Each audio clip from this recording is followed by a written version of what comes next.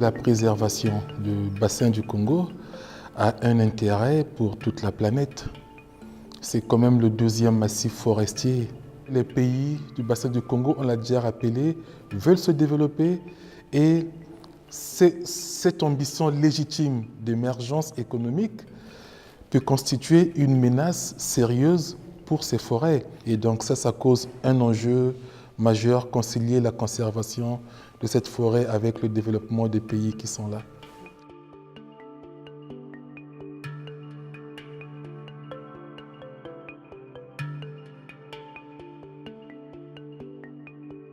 Il y ait une totale déforestation au Congo.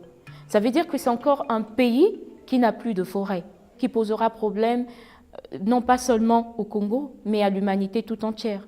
On assiste à des canicules, mais les canicules ont lieu où? En Europe. Et ces canicules sont l'œuvre de quoi? De l'absence de forêt. On n'est pas de la même façon responsable du réchauffement climatique et on n'a pas les mêmes moyens pour réagir, pour apporter des solutions financières et technologiques à la lutte contre les changements climatiques, à la préservation des écosystèmes. Je crois que la responsabilité de l'Union européenne est historique mais aussi morale.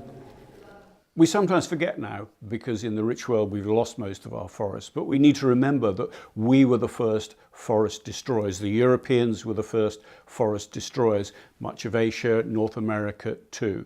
We talk about people destroying the forests in tropical regions, but they're only doing what Europeans did centuries ago. Si on veut préserver ces écosystèmes, il faut les préserver avec tout ce qui la compose.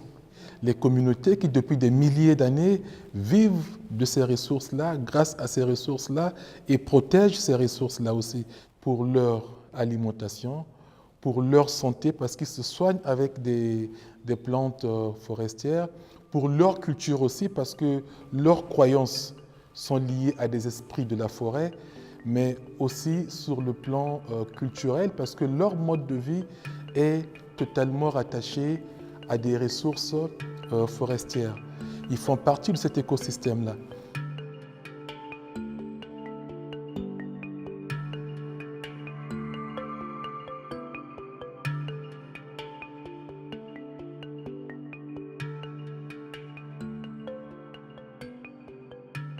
Je crois que lorsqu'on va donner cette opportunité aux communautés de pouvoir gérer eux-mêmes leur forêt communautaire, c'est aussi une occasion qui leur est donnée de pouvoir contribuer à l'atténuation du changement climatique, c'est-à-dire à faire baisser la pression sur l'exploitation forestière illégale. Je crois qu'on a un certain nombre d'outils qui existent déjà. Assurer un développement durable, c'est des mécanismes comme APV FLECT qui veut assurer que le bois est exploité avec des règles qui sont justes et qui sont effectivement appliquées. Donc je pense que la communauté internationale est en train de réagir en endiguant les fonds à travers des mécanismes qui permettent de développer des activités qui soient compatibles avec la préservation des forêts, mais qu'il faut opérationnaliser à fond. Le processus que nous ne le menons pas seul. C'est pas facile, mais c'est ensemble, on peut y arriver. D'abord, c'est mettre en place un cadre réglementaire et c'est le respecter. Ensuite, c'est aider à développer le pays en ouvrant la porte aux multiples investisseurs. Mais en même temps, c'est respecter les droits des peuples selon les conventions de l'OIT, dans un cadre de travail amélioré, et des enfants qui peuvent aller à l'école comme ils veulent, des enfants qui grandissent dans un environnement sain, des enfants qui ont une santé bien, parce que justement, ils ne sont pas victimes de changements climatiques. C'est ça mon rêve.